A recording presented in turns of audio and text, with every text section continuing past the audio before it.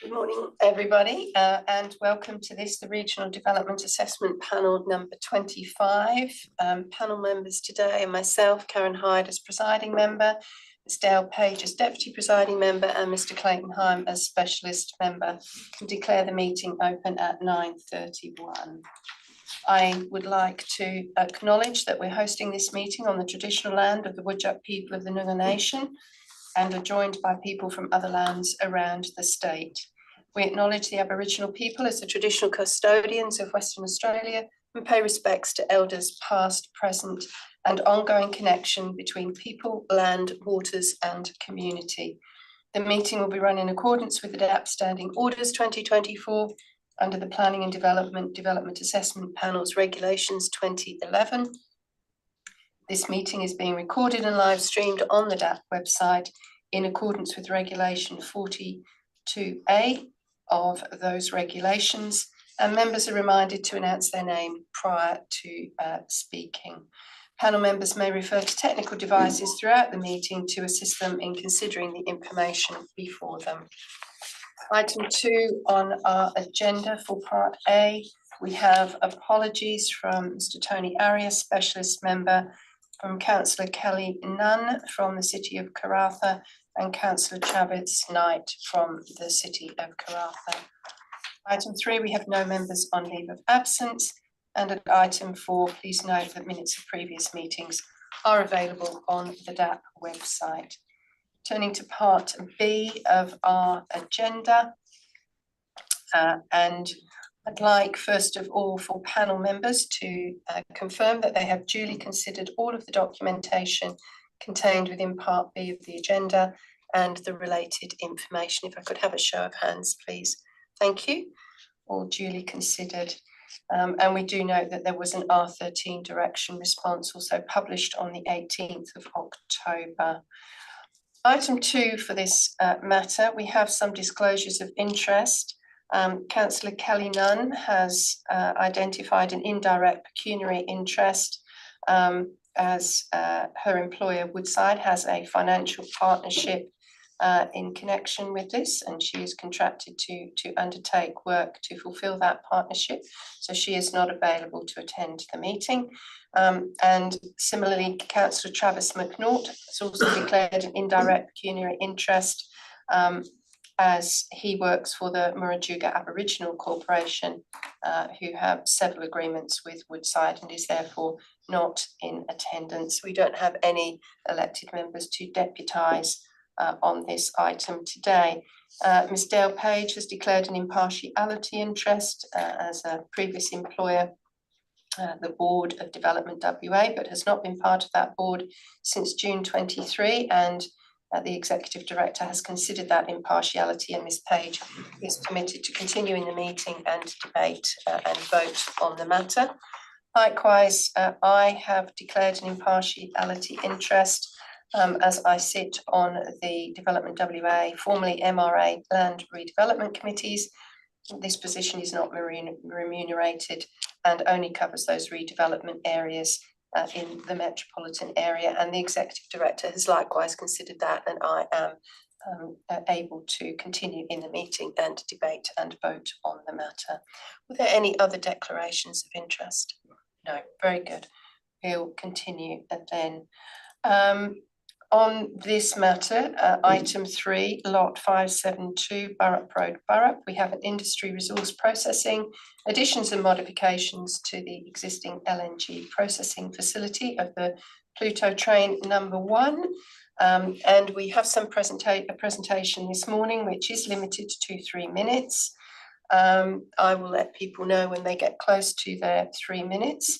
And presenters are required to focus on the main aspects that they wish the panel members to consider, and we will have an opportunity for questions after that. And then after the presentation and questions to panel members, we will refer to the officers at the City of Karratha. So if I could invite James Rose to come forward and sit over there, please. And we look forward to your presentation.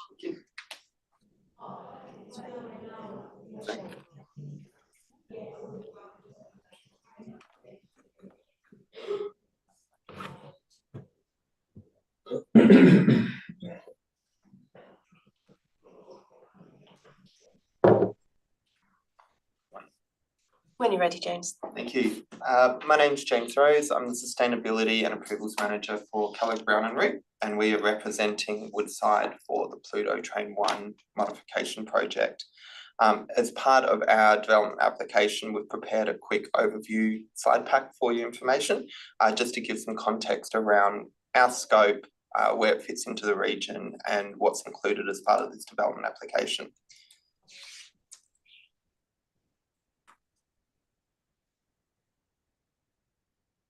In terms of the Pluto Train 1 Scarborough Modification Project, it includes modifications to the existing facility, Train 1, which is not the area in red, it's the area sitting behind.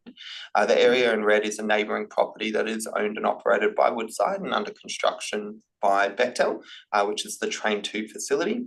The work that we are doing is solely within the brownfield development, and it's effectively a bolt-on modification scope to upgrade the existing facility to allow it to process Scarborough gas instead of Pluto gas. In terms of who is KBR, we're a global entity. We've got about 30,000 people worldwide, and we represent a number of different clients, providing engineering, procurement, construction management services.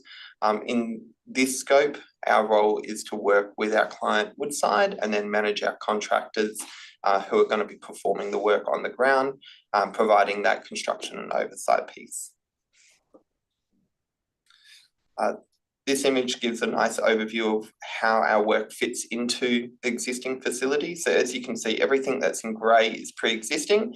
The things in red are the pieces that we're adding on. It's all pre-built overseas in modularised sort of systems. Will be shipped as a number of shipments and brought in. We're talking about 7,000 tonnes of modular pieces to be fabricated overseas and then shipped in, plus a significant amount of concrete and cabling to be done.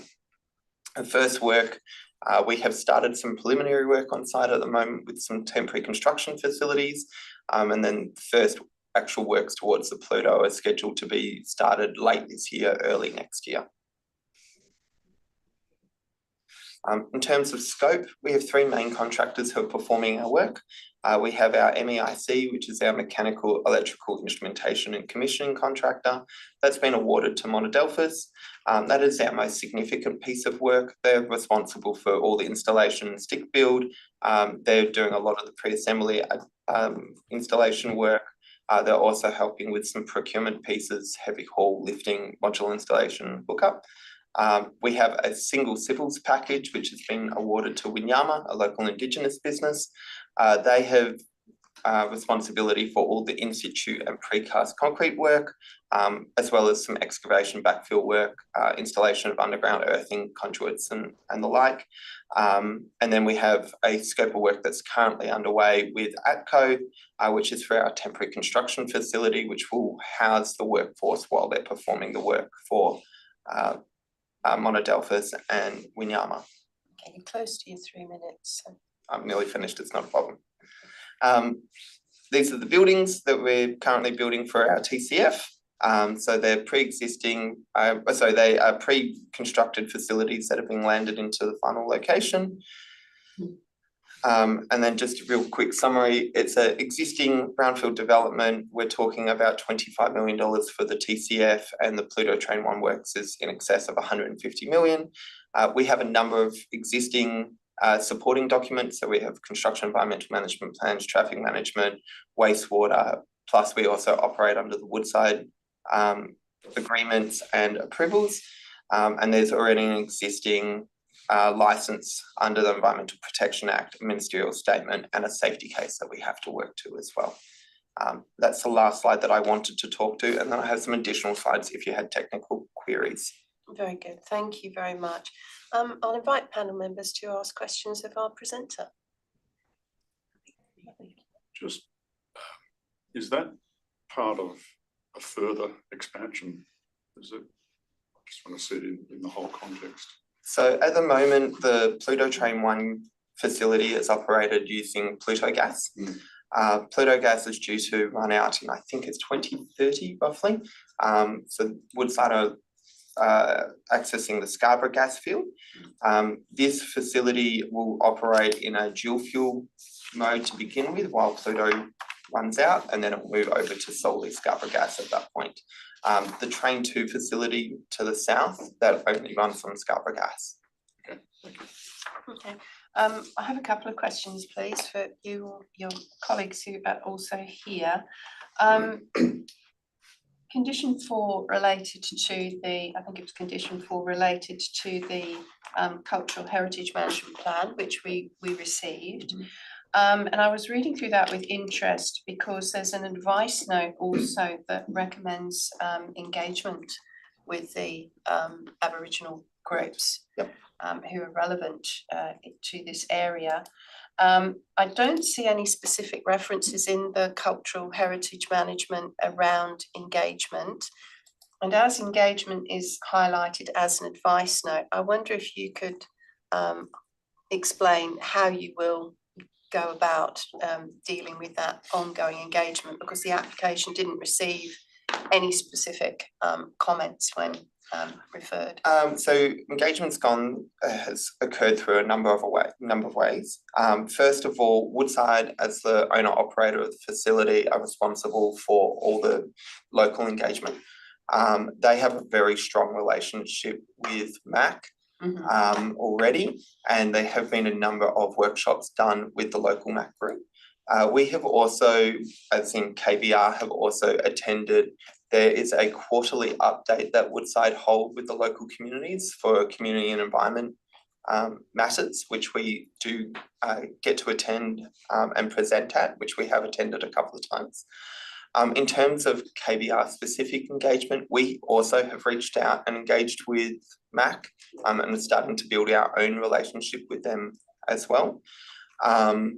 In terms of cultural heritage on site, so there is an existing Woodside cultural heritage management plan which we have to operate under. We have then developed our own KBR specific document, which is the one that you have seen, which basically refers back to the Woodside overarching document, which talks about in the event of a cultural find, what we would do. Effectively, the site would become secure, we would notify Woodside and they would get their SME in to assist with managing that response. The likelihood of finding an unexpected find is quite slim. The existing facility is on a previously cleared disturbed site that they then bought in fill material in the early 2000s before they built the existing plant. So it's all fill material. So the likelihood of encountering something in that fill material is low. And while we are going down to bedrock in a couple of locations, the likelihood of encountering something there is slim, but not zero. And we do have a process around if we did have a find in that situation, what we could do. Okay, thank you for that answer. Just one other question from me, and just reading your report, it does suggest that the development started in August, which I assume is not the case, otherwise you wouldn't be seeking approval. We started in August with the landing of the temporary construction facilities. So we got an exemption from City of Karratha because they are pre-constructed facilities that were built off-site and then landed and built and placed into their location on site. City of Karratha did give us an approval for that. Originally, the timing wise, we wanted to have both in one development, but due to delays, unfortunately, that didn't occur. But City of Karratha did allow the temporary facilities to proceed to start. But we haven't started any of the actual works on the train to date. Okay, all right. Thank you for that. Any further questions? All right, thank you, James, very much. We will refer to the item before us then, and we have a Form 1 Responsible Authority Report, which is recommending to us that we approve this application subject to a number of conditions and advice notes. So do I have a mover, please, for that as the, oh, sorry, before we do, pardon me. We do need to see if we've any questions of the City of Karratha for Zane, etc. So, did you have a question? No, we're just running in order. Yes, thank you, doing your duty. Yes, probably just a slight question from me to the city officers. In terms of the discussion that you would just have heard around the engagement with the traditional owners and MAC, are you comfortable that the existing conditions and advice notes provide sufficient definition and inference for the activities which you anticipate to happen in terms of that engagement? Yes, we do. Yes, definitely. Yeah, we're happy with James and how he explained as well, how they're dealing with the Aboriginal Indigenous people for the area. So we are happy with that. Okay, lovely, thank you. Any further questions? Okay, thank you very much for that. So back to our agenda, we do have the application for approval subject to conditions and advice notes. So seeking a mover for that, please. Thank you, Ms. Page moves that. Is there a seconder for that, please? Thank you, Mr. Hyam. Would you like to speak to the motion as mover? Yes, thank you. Very briefly, happy to support the recommendations as presented. The proposal, in my view, clearly meets the Burrup Peninsula objectives of the scheme and is compatible with the existing land uses. And given the location of the works, it appears there'll be limited impact on the surrounding area, and any potential impacts look like they've already been well and truly covered off in the rather extensive range of management plans and previous conditions of various approvals. So happy to support. Thank you. Thank you, Mr. Hyam. A seconder. Thank you. Yes, I to support the project or the proposal as recommended. It's obviously a very important project, and as the mover has said, it does meet the state and local regional planning framework, so I'm more than happy to support it. I too am happy to support the application. Having read all the supporting information, I believe that it's quite consistent with the planning framework, and I'm comfortable with the presenter's response around how engagement would occur and how the ongoing operation will be managed and facilitated. Were there any amending motions or anything from any panel members? No? Okay. Did you wish to close the debates in that? Nothing further. All right, thank you. Let's put that to the vote then. Those in favour? That's unanimous decision. Thank you very much. And we thank the city officers for attending, and we thank the presenters for attending today. Thank you.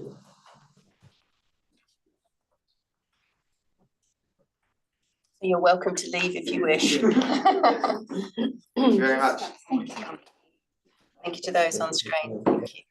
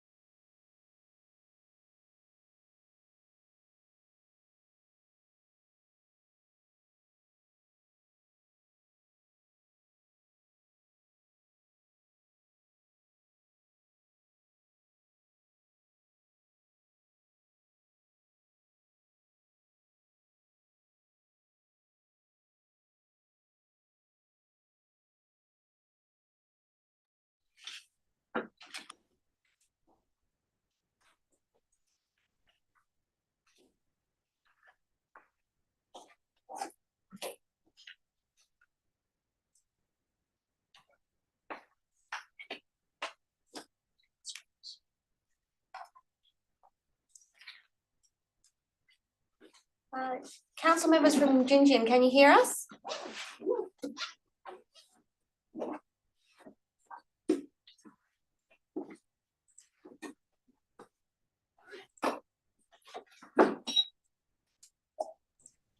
Hello, sorry, we had problems. Thank you, Councillor Bell. Can we confirm your camera's coming on now? Okay, I've got both of you in there. Thank you. Yes, thank you, sorry. Very good. We will commence part C of our agenda today with the existing panel members, plus we are joined by Councillor Linda Balcombe and Councillor Frank Johnson from the Shire of Gingin. Could I please in the first instance confirm all panel members have duly considered all of the documentation within part C and related information? If I could have a show of hands, please. Thank you. Yes, due consideration has been given by all. Not received any declarations of interest other than that we do have a standing declaration that if the agenda items have been considered at a council meeting, the local government DAP members acknowledge that in accordance with section 249 of the DAP Code of Conduct, they have declared that they had participated in a meeting. But the members acknowledge they're not bound by any previous decisions or resolution of the local government and undertake to exercise independent judgment in relation to those matters before them. So was this item before the council? No. All right, okay, thank you for that then. So no declarations of interest. So we've now got presentations associated with item 3.1, which is lot 110 Gingin Road, Lancelin, proposed motel accommodation units, tavern and brewery, and existing restaurant and residence. And that's limited to 3 minutes. So I would like to ask Mr. Neil Teo to come forward, please, and make his presentation, after which we will invite questions.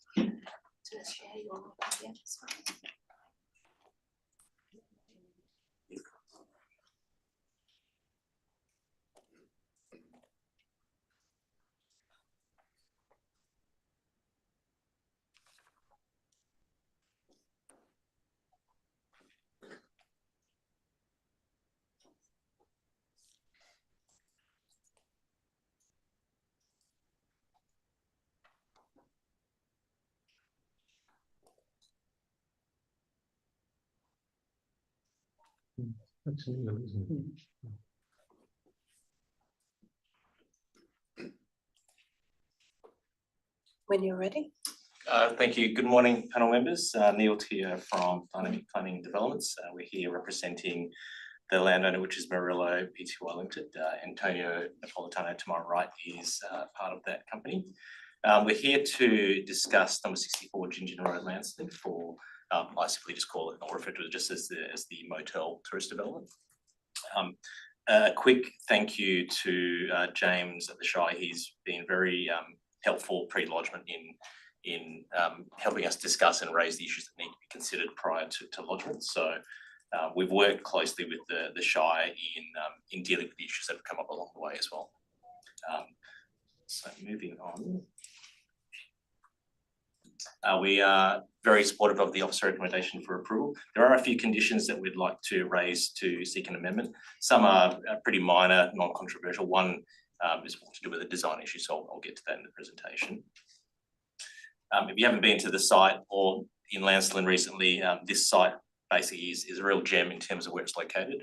It's on the corner of two public roads, being Gingin Road and Murigliotta Street. And it effectively it fronts the ocean, as you can see on that picture to the left.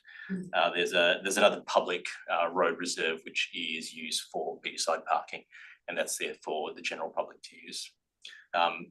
Endeavour Tavern is probably the better known location on the screen on the right. You can see that in the orange, and our site is the pillar with the red marker on it. So it's got a great amenity, and I think we feel that the proposed uses for this site really do help put, I guess, a tourist-related development on the map for Lancelin and for the Shire of Gingin. In short, I won't go through the nuts and bolts because it's well explained in the agenda, but probably the main thing to understand and acknowledge from this image you can see on the screen is that blue line that's on there that relates to coastal hazard. So in time to come, according to coastal engineers, everything to the left of that blue line will be subject to flooding or inundation. So the development itself basically, seeks to approach in a viable, sustainable, pragmatic point of view where, the new structures to the very west, which are building Group A, they're the lower cost type of infrastructure. And we're repurposing an existing gold crayfish depot, which is the building block B, and then the actual 4-story motel development, which won't be subject to flooding, and more a permanent structure is building Group C there. Just to give you some quick images of the existing and the future from this development, that's what it would look like here. So it really is trying to beautify and open up the surveillance towards that foreshore area. Likewise, the view from the corner streets there, there's nothing much happening other than looking at the back of an existing industrial property there at the moment.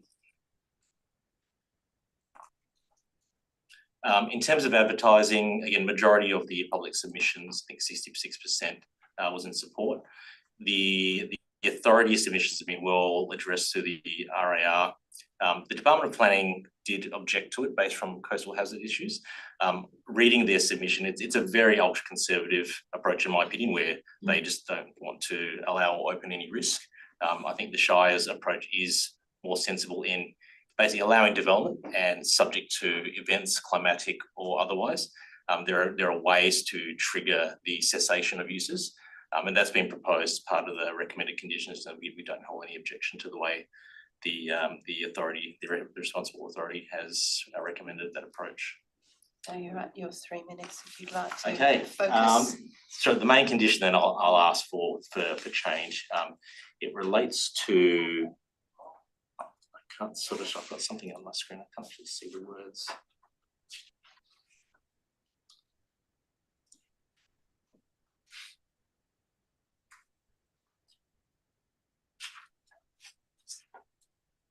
Oh, it's condition 3, sorry, and it relates to the building Group B, the units 1 to 5. It's the western facade. The Shire's basically asked for some additional treatments to this facade. We don't have an issue with what's been presented in the actual RR report, where it's asking for some screen walls to be removed and increasing the widths of the bedroom. We've suggested that they be captured in the actual condition. The way it's been proposed, in our opinion, leaves it somewhat open-ended. We have, through discussions with the Shire along the way, we have increased landscaping to this part of the western elevation, and it is actually the back of these units as well. So it's not the actual front, and it is building block B. So building block A actually, is what you see from the public road. So we're just trying to tighten the wording of that condition just to make it a bit more clearer should this be approved and what we need to do for implementation. Otherwise, thank you very much. Happy to answer any questions, but we look forward to a favourable decision. Very good. Thank you for the presentation. Now it's an opportunity for panel members to ask questions. I might refer to our elected members in the first instance. Did you have questions of the presenter, please? Councillor Balcombe or Councillor Johnson? I've got one, if I could, Neil. Please. You say in the the DPLH requirements that you're happy with them depending on that final level, infill. What sort of figure were you looking at? I think it's currently 2.9 meters, but. Thank you, Councillor. I think if I understand your question correct, there's it relates to the fill. Well, the Department for Planning objected to the proposal, just for clarity, but they did provide recommended conditions for approval should the DAP decide to approve it. Yes. So the fill levels from memory, it is 2.9, which have been captured in some of the recommended conditions as well, which we accept. But the DPLH wanted to leave currently in their recommendations and left that open and to be reassessed. They'd left it blank. They'd they'd agreed with 1 and 2 or A and B buildings, but that one they were saying they weren't sure that, if I remember rightly, they weren't sure that the 2.9 would be a suitable height, and it might need to be more. Relative to building area C particularly. Yeah, yeah, sorry, to the motel, yeah. So thank you. My understanding, in accompanying the development application that was submitted, a coastal engineering report was undertaken. Yeah. That report itself has basically specified the finish levels that should be incorporated. On my understanding through the RARs, that's where the recommended finish floor levels have been derived from. Yeah, yeah. But I suppose, I'm sorry, I'm probably not putting the question clear enough. You suggested in your response to that letter, to their what they were saying, that you had, if I remember, you had no problem with it being reassessed, subject, but you wanted to know what the level was going to be. Was it going to be 2.9? Should it be more than that, or what? Yeah. No, I don't recall our office as the applicant sort of raising any conjecture around that issue. The only issue we've raised through this presentation is just in regard to an elevation on the western facade of the building group B, which is the old crayfish depot being repurposed. Okay. Yeah, otherwise, I think to be in simple, we've supported all the other recommended conditions, subject to a few grammatical issues that we've raised. Okay, thank you. Sorry, I haven't answered that. Thank you very much, Councillor Johnson. Councillor Balcombe, did you have any questions? No, Councillor Johnson asked the questions that I probably was going to ask. So, yeah, no, I'm happy at the moment. Thank you. Okay, thank you. To panel members here, any questions that are presented? Yes, thank you, Mr. Hyam. Just as a follow-up to Councillor's question, the suggested condition 6 of the department, well, that level's to be confirmed, subject to further assessment. Why do you think they're suggesting further assessment when 2.9 comes out of other studies? And yeah, look, I mean, our office didn't have any direct liaison with the department on that referral. From my own experience in dealing with that internal department at the DPLH, I've just found their assessments to be ultra conservative against the SPP, which takes a very risk adverse approach. I'm not sure why the levels are being sort of debated by them at some future assessment stage, because what we have is a coastal engineering report which is based on current data and science. That's, I think, I don't know how more specific one could get from doing the coastal engineering report that we submitted, because that's been consistent with the studies that the Shire has done as well, their approach as well. So I think whether the department didn't read the coastal engineering report in detail, I can't answer that for them. Okay. Further question. The second condition also refers to a limit of not more than 46 years for the approval for buildings or groups A and B, and yet the Gingin recommendation doesn't refer to any time frame. Can you comment on that? Yeah, sure. I think the approach by the Shire officers, in our experience, is more appropriate because 46 years is a guesstimate. There are so many climatic factors which may change. So I think connecting the nexus between those two development components expiring really should be connected to an event. I mean, I think realistically, if you read the coastal engineering report, the science of it, they're talking about 70 years, whether that's 60 or 80. No one's got a crystal ball, and I think it is safer from a planning decision perspective to connect it to an event. I think from a developer perspective, putting on a hat on behalf of the client, 70 years is a lifetime of a development. It's a safe investment for someone to basically invest and put money and pour it into the ground here. But again, that 70 years could turn to 50, 60. But I think, if you work on the coastal engineering science, the duration of the life of the building A and B, those blocks, is long enough to be comfortable that it's a safe development. You aren't concerned about the lack of certainty around the condition, which is saying that in the event of something that may or may not happen in the future? No, because of the coastal engineering sort of report and the science that goes with it. I mean, if you speak to coastal engineers that sort of do that work in that area, they'll sort of tell you verbally that nothing will happen for 70 years. 70 years, I'll be long gone by then. But I think it's a 70 years is a long time for a development to last. And the cycle of development should by then expire. In any event, the material should start to wither away. So I mean, I'm not uncomfortable, I guess, in the way that condition's been imposed. Okay, thank you. Ms. Page? Yeah, thank you. I have a few, if that's okay. Is there any intent to play live music at the brewery or tavern, either indoor or out? And if so, have you considered what noise mitigation measures you or the operator may need to take during construction to ensure you can adhere to the noise level? It's sometimes very difficult to do retrofit works to manage that. Sure. Thank you for the question.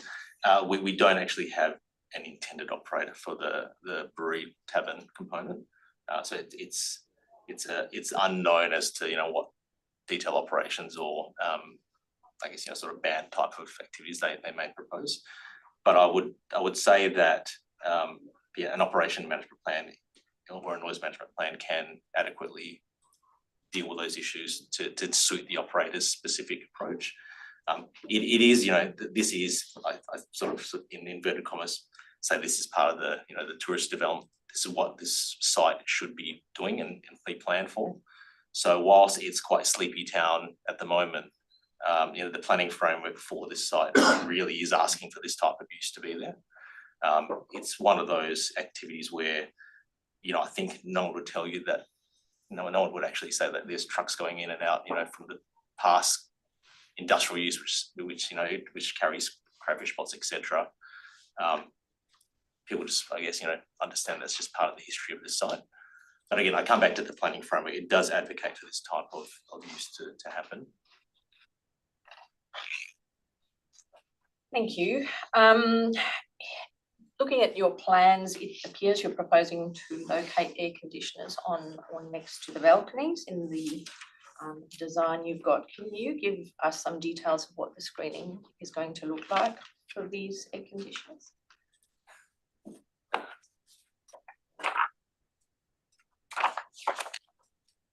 I don't think we've gone into that detail of this screening from an architectural sense. Certainly, if the panels saw fit to require more detailed drawings on that, we wouldn't hold any objection to that being submitted to the Shire for further approval. Thank you. Is there an intention for a pedestrian pathway between the car park and the western elevation of building group B? It's currently shown as landscaping, and you made a comment that you've enhanced or up the landscaping in that space, but it's not clear how safe pedestrian access would occur to those back doors from the car park. Sure. Thank you. There wasn't a footpath proposed. The car bays to the west of building block B, they basically are the car bays to be provided for building block A. So I mean, I think in terms of users of building block B would be parking in the car bays to the east of it. I mean, you would get the occasional occupant who may use that, we call it the rear door, to then walk to the beach. But I would say it's a slow speed environment. You wouldn't necessarily be using those car bays unless you're occupying those units or visiting someone there. Okay. Is there a timing imperative to securing this approval? I just note there's a few questions about details about materials and levels and so on? Look, there is, from our clients end, there is a marketing campaign that's being pursued. Ideally, we're looking to the end of this month to launch that on the basis of an assumed approval. So in that regard, I guess we're keen to capture an approval. Without, and I think, without an actual motel operator, tavern operator, it's hard to get to that stage without having an approval in the hand to have those marketing and commercial discussions. I only say that because of the location. It's a bit more remote than, say, the metropolitan activity centres area. Okay, I have a question for you, and it relates to comments that Mr. Hyam raised and your response. At the moment, the conditions appear to relate, they do relate broadly, but in terms of finished floor levels, they reference building groups A and B at present, but not building group C, which seems to be where perhaps a gap in information as far as the conditions are concerned has raised some consideration, and I think our elected members were referring to that as well. The Department of Planning was suggesting that the finished fill level for buildings in Area C, and I think, again, reading the MP Rogers specific coastal engineering report also referred to Area C having a finished fill level of 2.9, but it seems to be omitted in the conditions. Do you have any objection to having a finished fill level of 2.9 for building Areas C? No, not at all. I think that was in our brain. That was the assumption. Right. I thought it was, sorry to interject, I thought it was included in the architectural drawing.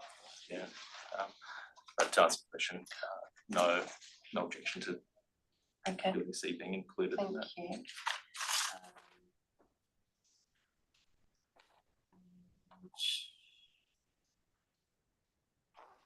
I think that was the only question that I had. Any other questions for any other panel members? Anything further from our elected members? Yes, please, if I could I just clarify the business about the buildings A and B on leasehold and the rest on what's it, the freehold? But freehold. Are they going to? So are you going? Is the applicant going to apply because the DPLH response suggests that it's very unlikely that they would look at leasehold? So would that change anything? Thanks, Councillor, for the question. So yeah, we're very involved in the whole leasehold freehold tenure discussion, because prior to lodgement there was discussions we held with the Department for Planning. They have made it very clear that this site is to remain in its own freehold title.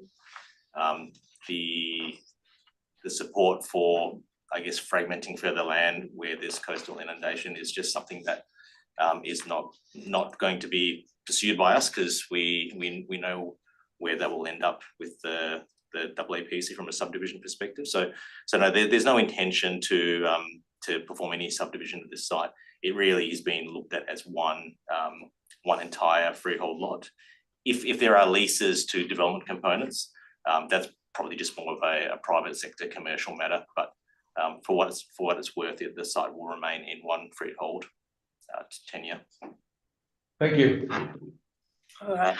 Another question for the applicant. One more question, just a further question on the 46 years. If that was imposed, that as the DPLH have suggested, does that impact on your ability to have impacts like financing and those sorts of things? Look, I think, thanks for the question. I think 46 years, I sort of look at the coastal engineering report and I sort of put more faith in the coastal engineering science around where they're talking about is more 70 years as opposed to 46 years. I think 46 years can be, it is a shadow to all the other development processes that will happen post an approval in terms of financing security. It's not that short of a period of time, I guess, it's probably approaching the end of a life of development, probably 50, 60 years. But I think the way the conditions been recommended to more of a climatic event, I think that still actually captures any concerns from the Department for Planning from coastal inundation, because if an event happens, it triggers a cessation of building A or building B, depending on when that happens. So to me, that's a more appropriate trigger than simply just stating a year period, because things may happen before 46 years. I mean, I don't think it's likely, but that's my planning perspective of it. One of the triggers was the loss of the public road access. If that's the case, then that's the eastern side of the motel with access. Yes, yeah. So we're in serious trouble then, I guess. Yes. I mean, that's end of world kind of approach, in my opinion. And look, if that happened from a climatic point of view, there's bigger issues, in the Shire than it's just this development. I think the way we're approaching this is, if you ask the locals, there's no erosion that's happening. I mean, it's not happening now, but the experts say erosion will happen, in 70 plus years. We accept the science that goes with coastal erosion. But I think, there are triggers in this development to expire or cease the development when climatic events happen. What measures will you take in this development to mitigate coastal erosion for your development? In terms of I guess we've got the finished floor levels in itself in terms of heights. The structures itself of the building blocks, they're a more of a modular kind of approach. So the actual materials itself are not of a great, a significant, I guess, value. So there's no seawall being proposed? Not at this stage, no. And I think the approach is because of the duration of time until that event happens. It's not about trying to create a barrier to the coastline. That kind of that disturbs the actual reason why we're doing that sort of form of development. It's more about build to suit what's going to happen in the future, allow what's going to happen climatically to happen, which means basically expiring the development when those events happen. Thank you. Okay. No further questions of the applicant. We might refer to our local government officers, and we've got, I think, James Bayliss online. No, We're here. Oh, excellent. Thank you. Made the trip. Well done. So it's James and Jaden Pope from Altus Planning. thank you. Okay. So we'll let you get seated so our elected members can see you. Good morning, James. Panel members, are there questions of our Shire officers? I'll ask the elected members first. Do you have any questions of your officers in relation to this? Fairly quick one, I think, if I may. James, are you unhappy with the proposed amendments from Neil? Yeah, through the chair, we're comfortable with all of the amendments proposed by the applicant, other than those requested for condition 3. The Shire prefers some flexibility with condition 3 for the treatment to the western facade of units 1 to 5. The reason for that is the proposed recommendations do omit some of the commentary within the RAR with respect to potential verandas. And that has been, I suppose, not necessarily a point of contention, but an ongoing discussion around what level of amendments would be required just to beautify that western facade. So the Shire prefers some flexibility so that we don't prevent more broad discussion with the applicant. We're pretty comfortable that there's a middle ground to be reached, and would prefer not to have it so restricted that prevents that future discussion from happening. Thank you. Thank you, councillor Balcombe. Anything from you? No, I'm happy with the report and James's answers to councillor Johnson. So. All right, thank you, councillor. From the panel, any questions of our Shire officers? If I could Mr. just Hine, follow up. please. Condition 3, I guess I understand the reason for wanting flexibility, but when I read the condition, it just says that at a minimum includes, excuse me, revised design elements. I'm not quite sure if I'm just reading that condition what that means. Through the chair, I think that the condition should be read in the context of the RAR attached to the item, with the body of the report going into detail around what the expectations would be. I understand the typical planning approach around certainty on conditions. However, we feel as though the balance with some certainty in the body of the RAR around what we expect, and not trying to inhibit that future discussion with the applicant. Condition should stand alone. Are there some words that doesn't have to tie you down, but are there some words which would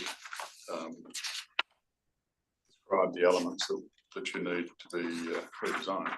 Through the chair, on page 13 of the RAR under design, the last paragraph of that page does outline the suggested amendments to the western elevation. So Shire's position would be, if that condition were to be amended, that points 1 and 2 could be inserted. So what are 1 and 2 without me? What are 1 and 2 in just without? To remove the proposed screening walls. So including screening? To remove the proposed screening walls. Yeah. And replace with porches or other similar design options. And 2 was to create large bedroom windows to assist with breaking up the blank walls. Well, there's some rationale behind those changes, but in essence, no, that's fine. Yeah.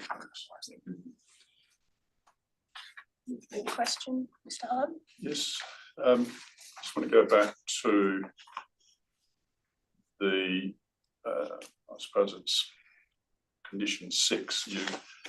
You had some advice from the department that you've decided to, I suppose, rearrange or redo those conditions. Can you explain your logic behind that step? Yep, through the chair, and I suppose for context, the Shire, this isn't the first proposal we've had in the coastal space, and we have previously imposed conditions as explicitly as the DPLH has suggested, and we have found ourselves in SAT pretty quickly. And through that process, we've liaised with our legal advisors, who has essentially crafted some model conditions that we now follow. And that, in essence, removes a specific time limit for the approval in exchange for a climatic event trigger. And the rationale behind that was, if an event was to happen between now and the 46-year mark, those conditions would essentially kick in and resolve the issue. And there's no reason why that condition doesn't therefore remain entirely valid beyond 46 years. So the 46-year reference is, in essence, an opportunity just to have another look at it. And I think if that was applied across the board, whether statewide or even just for the Shire, we'll find a bottleneck in 46 years' time with several hundred development applications expiring. And we don't think that that's broadly a good outcome for the Shire of Gingin, and we don't really see that it serves any purpose that an event trigger can't otherwise capture. Fine. Okay, thank you. Ms. Page, do you have questions? Thank you. I do have a few, if that's okay. Thanks, Mr. Bayliss. This is a fairly significant and impactful development in its context. Does the Shire have access to a design review panel for developments like this? Through the chair, we have not used the design review panel previously in the Shire's history. So in short, I'm sure we have access to one, we haven't used one. I note in looking at the plans, there are some materials, and I flagged it through a question to the applicant a little earlier about the screens that appear to be screening air conditioners. There's also some reference to fibre cement balustrades for some of the rooms on the motel, but it's not clear from the plans exactly what those will look like, and they may have an impact on the development. Do you think it would be beneficial to include a condition asking for a schedule of colours and materials for your approval before submission of an application for a building permit? Through the chair, we would raise no objection to that. If it's going to ultimately result in a better design outcome, then absolutely.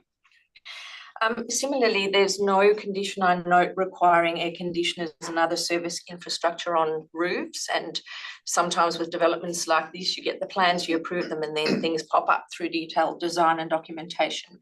Do you think it would be beneficial to include a condition that any infrastructure on the roofs be screened from adjoining properties? And again, through the chair, we have no objection to a condition to that. I note that trees are to be retained, which I'm assuming means they have some significance or contribution to make to the development. They picked up in the landscape plan, but there's nothing in the conditions about tree protecting. Are these trees worth protecting? Is it worth putting a condition about retention of those trees, or would it just be a nice to have? Through the chair, I might probably defer to Mr. Pope to answer that one. My understanding is that the trees in question are those along Rubiota Street and located on the verge. So I don't think the applicant would be in a position to remove or alter those without further approval in any event. However, again, if there's an appetite to strengthen up and provide clarity in that space, and would happily accept a condition to. Thank you. And I note in the report it does talk about trees on the verge, but elsewhere in the report it talks about trees inside the property. So I was just curious about that. I'm wondering whether there seems to be some contention around this condition 3, and I'm wondering whether it would be preferable to get some certainty about those design elements or the amendments before you try and condition it either way.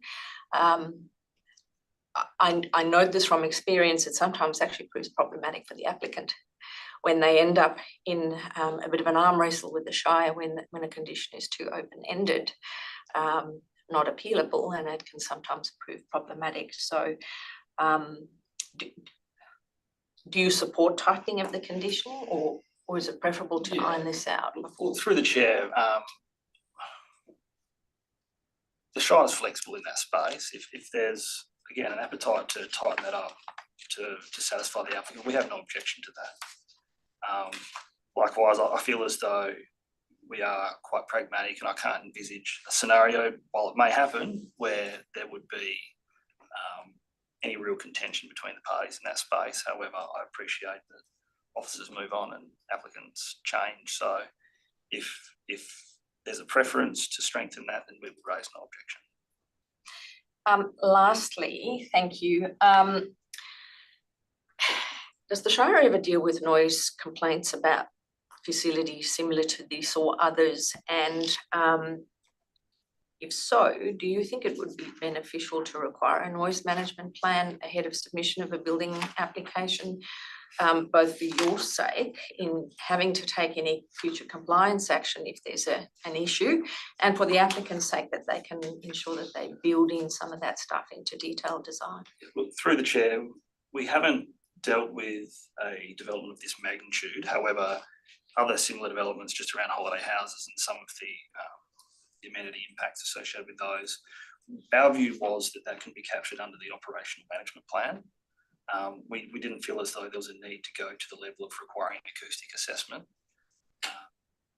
And again, with the operational management plan, we're of the view that we'll be adequately able to capture any code of conduct for guests to, I suppose, lessen the potential for noise impacts in that space.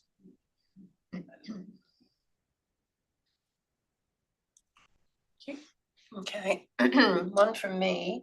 And as per the discussion with the applicant and referring to the Department of Planning's advice regarding any appropriate conditions, the Department of Planning obviously wish to include minimum finished floor levels for building group C.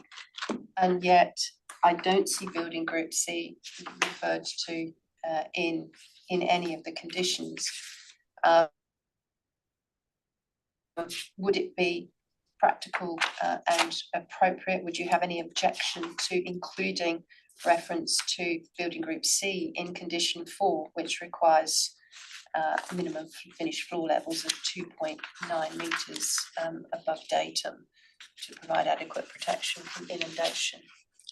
Through the chair, we wouldn't have any objection to that approach. I think our understanding was that by virtue of approving the standard plans, you're in essence approving the FFL, which is 2.9 in any event. So I think it probably serves as reinforcement more so than anything, and we wouldn't have any objection to that. And that would also reflect the advice as the alternate advice, as it were, from the Department of Planning as well. And we heard from the applicant that they were not concerned about that. So that would be good. Thank you very much. I don't have any further questions. I think the other panel members have been very thorough with their questions, but I'll just go around the table again. Was there anything else? Anything further from the elected members for the officers? No. Thank you. Good. All right. Thank you very much. So we will move ahead with our agenda to consider this matter then. And we have the responsible authority report to accept and approve this application subject to conditions.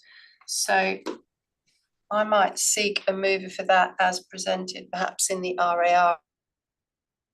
And then we can take amending motions as appropriate.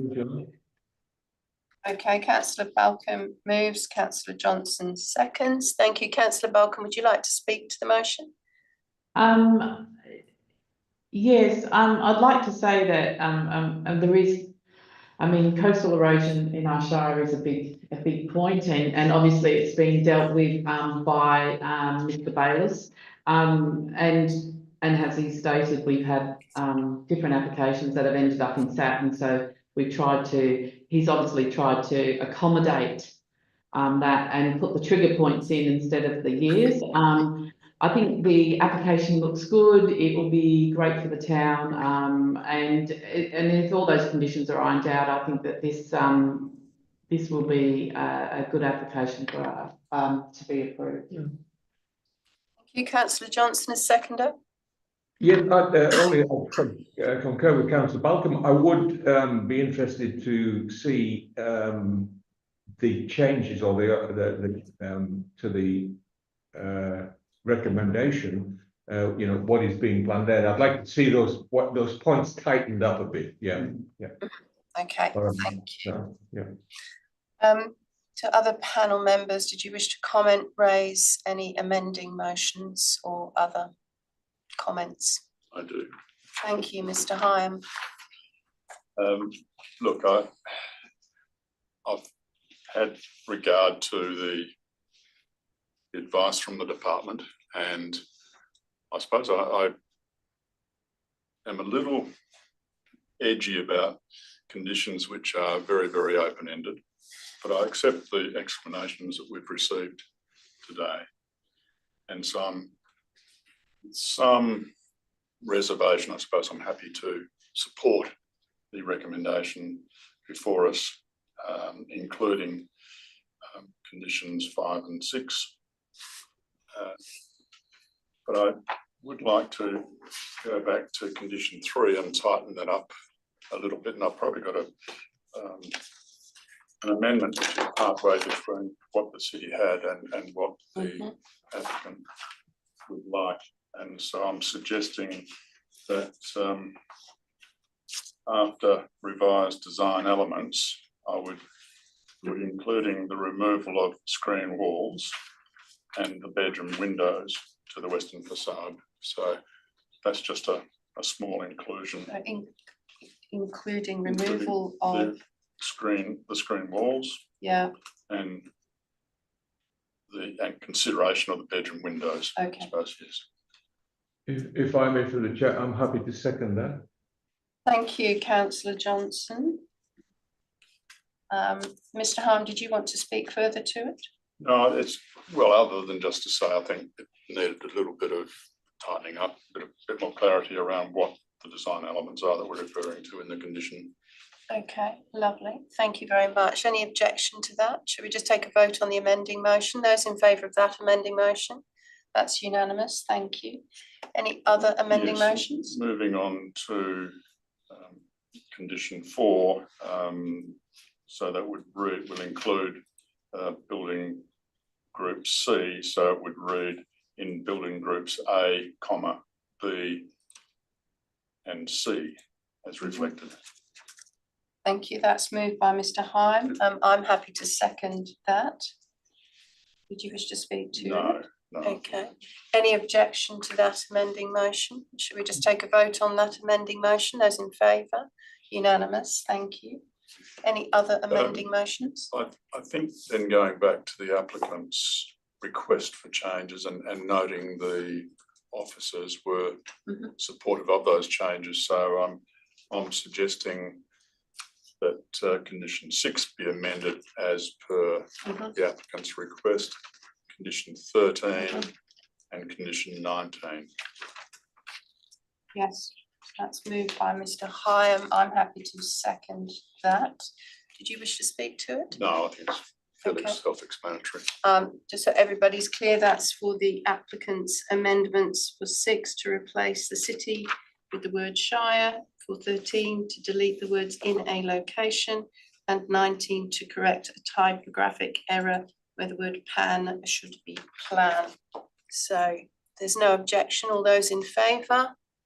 That's a unanimous one for those. Thank you. Any further amending motions? Thank you, Mr. Hyam. Ms. Page. Thank you. I would like to move an amending motion to include an additional 3 conditions, if possible, please. Would you like to do them on block? Or would you like to take them separately? I think probably separately. Yes. The first one is relating to submission of a noise management plan for the approval of the Shire prior to submission of an application for a building permit.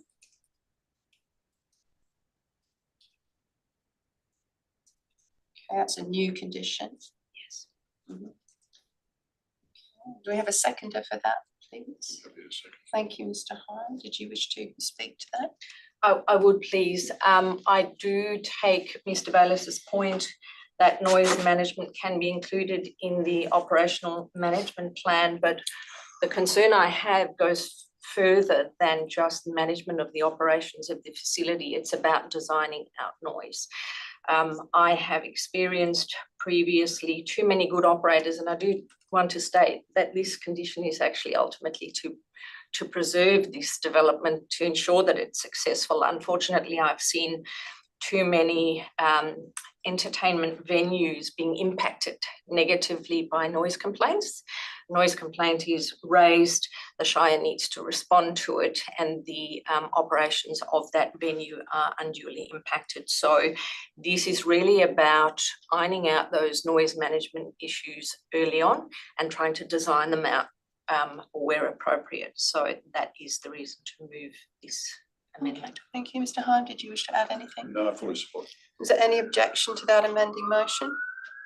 Should we take a vote on that amending motion? Those in favour? Thank you, unanimous. Your next one.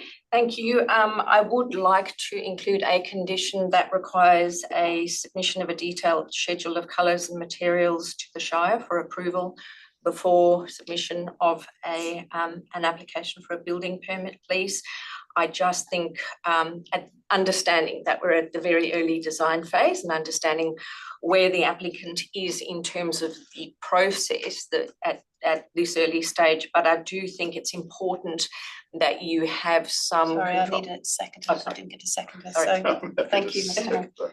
Yes, go ahead, please. I've already started speaking, Madam Chair. So I think it's important that the Shire has that ability just to tighten up on those colours and materials before a building permit is received. Okay, thank you. Any objection to that as an amending motion? Those in favour of that amending motion? Thank you, that's unanimous. And your third one? Lastly, a condition requiring screening of air conditioners and any other service infrastructure that is visible from adjoining properties or the nearby public realm to the satisfaction of the Shire before submission of an application for a building. I'm happy to second that. Thank you very much. Did you wish to explain it? Very briefly, I think sometimes, again, during detailed design and documentation, this type of infrastructure gets added in, and sometimes if there isn't a standalone condition that the Shire can use to manage that, it can prove problematic. So just to make sure that this is dealt with early. Okay, any objection to that amending motion? Shall we vote? Those in favour of the amending motion? Unanimous, thank you. Any other amending motions? That was your three. I just have one amending motion, if I may, which is just to add just a minor one, a dot point to condition 9, which would be F, for the landscape plan to identify pedestrian footpaths. So I have a seconder, please, for that. Thank you, Ms. Page. Really, that's just picking up on the points raised during the discussion that I think is quite important to show areas where pedestrians are required to walk or where it's desirable to have them walk, and obviously that would correspond with any lighting or any landscape plan, etc., and make sure that we cover aspects of SEPTED and safety and so on and so forth. So did you wish to say anything about that one? No, nothing further. Thank you. Any objection to that amending motion? If not, those in favour of the amending motion? That's unanimous. Thank you. Any other amending motions? If I may, through the chair, there was a mention before of the trees on the property, not just on the street scape. Is that worthy of something, do you think, of an amendment or an inclusion?